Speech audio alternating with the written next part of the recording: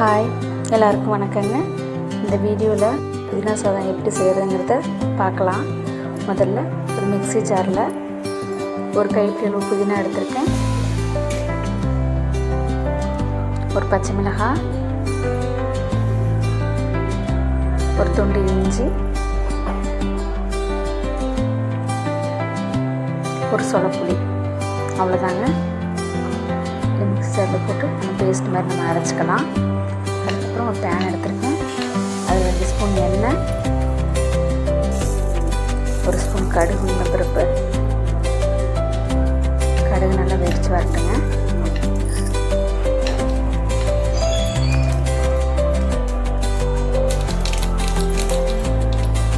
அதுக்கப்புறம் ஒரு கொதி கருவேப்பிலை சேர்த்துக்கலாம்.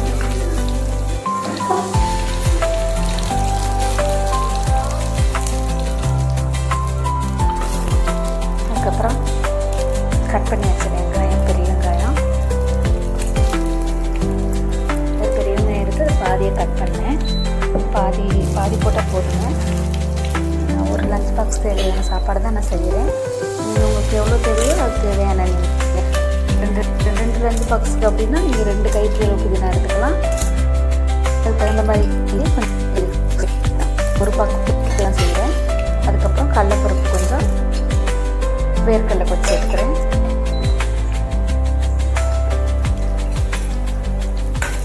அதை நல்லா கிண்டி விட்டுக்கலாம்.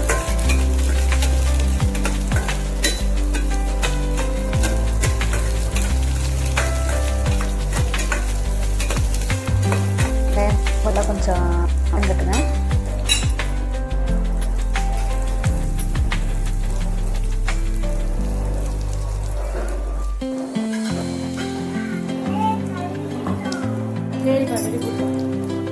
கொஞ்சம் நல்லா வதக்கி அப்புறம் அரைச்சி வச்சு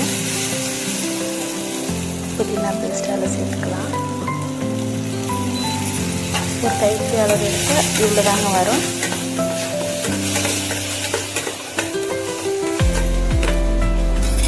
அதை தண்ணி கொஞ்சம் மிக்ஸ் பண்ணி அதையும் கொஞ்சம் சேர்த்துக்கலாம்.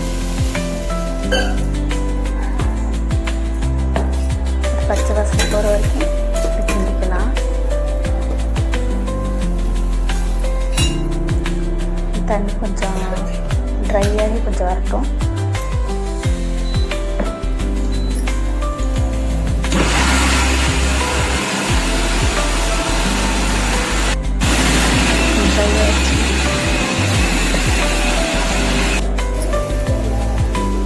அதுக்கப்புறம் நம்ம அதில் சாப்பாடு சேர்த்து நம்ம சாப்பாடை கொஞ்சம் கிண்டிக்கலாம்.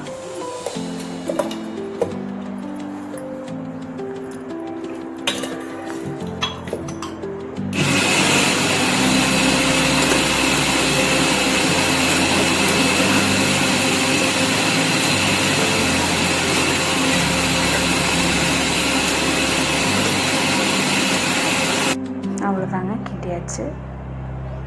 புதினா சாதம் ரெடி ஆயிடுச்சு. ரொம்ப ஈஸியானதை கொடுங்க,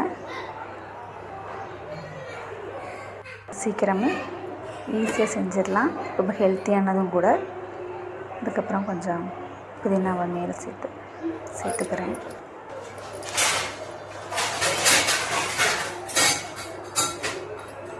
அவ்வளோதாங்க, புதினா சாதம் ரெடி ஆயிடுச்சு.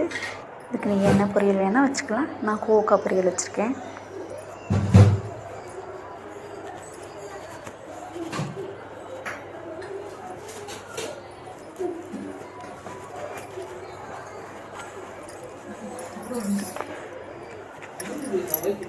அவ்வளோதாங்க.